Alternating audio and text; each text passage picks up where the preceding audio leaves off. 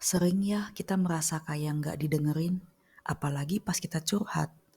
Kadang merasanya pengen balik menyendiri, terus diem, merenung dan nangis. Kebanyakan orang memang lebih suka ngomong daripada melatih diri untuk bisa menjadi pendengar yang baik, terutama golongan baby boomers ya. Menjadi pendengar yang baik itu sulit, karena kita harus benar-benar mengenal diri kita lewat ego-ego kita. Ego kita itu adalah cerminan hal-hal yang belum kita terima dalam diri kita. Contoh, kalau kita merasa unworthy and not good enough, biasanya ketika teman bercerita, kita pasti akan menggunakan mereka sebagai makanan ego kita. Kita akan mencari validasi, dan akhirnya kita akan outsmart them karena kita pengen membuktikan bahwa kita itu hebat dengan memberikan pendapat yang tidak diminta atau unsolicited advice. Pola ini terjadi otomatis dan tidak kita sadari. Kadang, teman akan jadi menjauh pelan-pelan kalau kita tidak ada self-awareness dan tidak mau introspeksi diri. Selama saya hidup 44 tahun, saya tidak pernah merasa terbantu dengan diberi nasihat. Karena hanya saya yang tahu apa yang terbaik untuk diri saya. Dan ketika orang belum berusaha mengerti saya dan langsung memberikan nasihat tanpa diminta, itu biasanya hanyalah ego. Sebagai manusia, kebutuhan dasar kita itu adalah to be seen, to be heard, and to be loved seperti apa adanya kita. Dan ini sangat krusial. Jika ini tidak terpenuhi, maka kita akan sibuk menggunakan orang-orang di sekitar kita, bahkan mengontrol mereka agar kita bisa merasa cukup dan good enough. Lama-lama, kita akan burn out dan depresi. Ada perbedaan besar antara memberikan nasihat dan intuisi.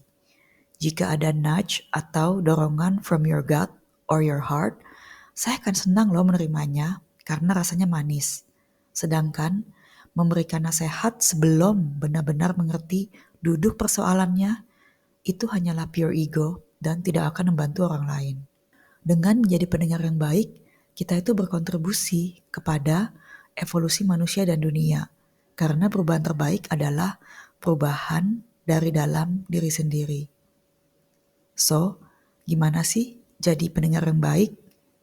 Nomor 1, sadari bahwa tujuan kita berteman dan membangun persahabatan adalah untuk menciptakan space untuk saya dan dia bertumbuh menjadi manusia yang lebih baik lagi dengan memberikan atensi penuh ketika mereka curhat. 2, latih self-awareness kita. Sadari ego. Rasakan emosi tubuh ketika ada trigger. Pause or rehat ketika dirasa terlalu overwhelming. Sadari kadang kita hanya ingin buang sampah batin, kita hanya ingin didengar, tidak ingin dikasih nasihat, tidak ingin disuruh happy, dan tidak ingin juga diubah perasaannya. Just give me some ice cream. 4. Jangan memotong pembicaraan ketika teman belum selesai bicara. Biarkan dia mengosongkan isi hatinya. Karena ketika dipotong pembicaraannya, momentumnya hilang karena we make it about us. And this is not loving at all. Nomor 5, practice to be present in the now. Terutama ketika ada hal berat yang ingin diceritakan. Hadirlah sepenuhnya dan seutuhnya. Sadari tubuh dan rasakan energi kesadaran di dalamnya.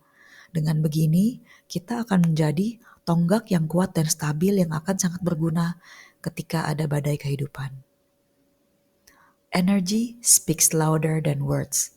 Menjadi pendengar yang baik adalah simbol kedewasaan.